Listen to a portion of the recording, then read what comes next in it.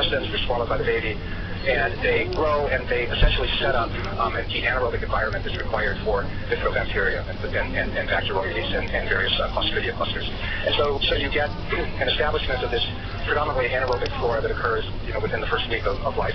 And then if the baby is breastfed, the baby develops a bifidobacterium predominant microbiota, and that's normal. And babies who are not breastfed don't develop a normal bifidobacterium predominant microbiota, and that has health consequences for them. And babies that are born by cesarean section don't develop, they have a dysbiotic microbiota because they haven't had that initial exposure. And of course, the worst thing is to be born by C-section and be formula fed and spend a lot of time in the hospital, and those poor infants don't develop anything close to a normal microbiota. But there is this microbiota that develops during infancy and becomes more adult-like after weaning and exposure to solid foods. And you have a predominance of the firmicutes and gram-positives, which include things like Lactobacillus, Clostridium, Bifidobacterium. Sorry, not Bifidobacterium, but Lactobacillus, Clostridium, and Eubacterium. And then you have the Bacteroides, and these become more predominant as one is older, and you have a decrease in Bifidobacterium as one ages. And there are many people that speculate that this decline in Bifidobacterium numbers with age contributes to immune dysfunction in the elderly. If all goes well, you come up with a balanced, eubiotic microecosystem that keeps potentially harmful bacteria in check, like Pseudomonas and Proteus and Staph, and has good numbers of potentially helpful bacteria, which of course are modulating their immune function and are aiding in the digestion and absorption of nutrients, stimulating gut motility, synthesizing vitamins, and inhibiting pathogens and potential pathogens. It's a complicated place. This is a complicated slide, but it's just to really illustrate two things. One is that everybody's microbiota is a little different. So we may have similar organisms, but the balance is going to be different from person to person. So for example, here's a healthy 28-year-old woman on the upper left, and she's got over 20% Bifidobacteriales. So she's got a really healthy Bifidobacterial population, and that's a good thing. And then here's this 37-year-old man, and his Bifidobacterial population is down around 5%. And so he's got much more in terms of Clostridia and there could be some potential health implications for that. So we just need to realize that there's a lot going on, and that when we're trying to modulate this, we're doing this with tools that aren't very precise or fine.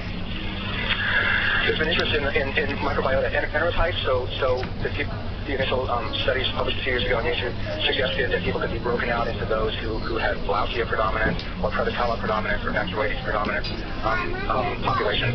But this is based on largely Western populations, as you can see with some Japanese people studied. So it's a question about, see, are you going to extrapolate this to the whole world? There might be some differences, but some additional larger studies tended to suggest that healthy people do break down into different enterotypes. Probably a lot of this is based on diet. But everybody's not the same, and so the approach to dysbiosis isn't going to necessarily be the same in everybody. Just keep that in mind.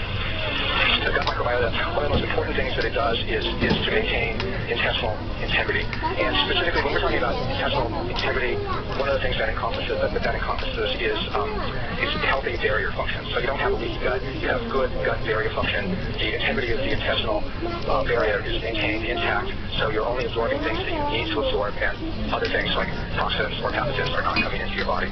The commensal bacteria helps with this because it stimulates mucus production. Mucus is obviously an important protective barrier.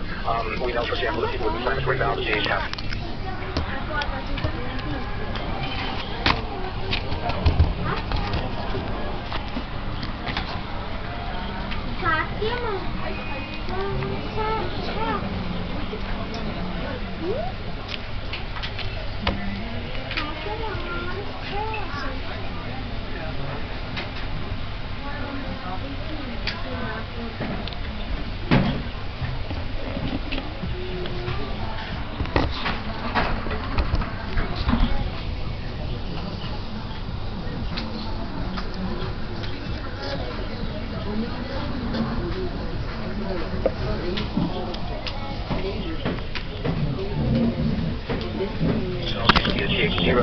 cells, and then these T cells are differentiated into helper 1 T cells, Th1 T cells, and these were responsible for cell-mediated immunity, or they can differentiate into helper T cell 2s or Th2 T cells, and these were associated with humoral immunity and overexpression of Th1 cells with tumor necrosis factor, interferon gamma, and interleukin 2 was associated with autoimmune diseases if it was overexpressed. Well, overexpression of Th2 T cells with various interleukins 4, 5, and 10 was associated with allergy. So people used to talk about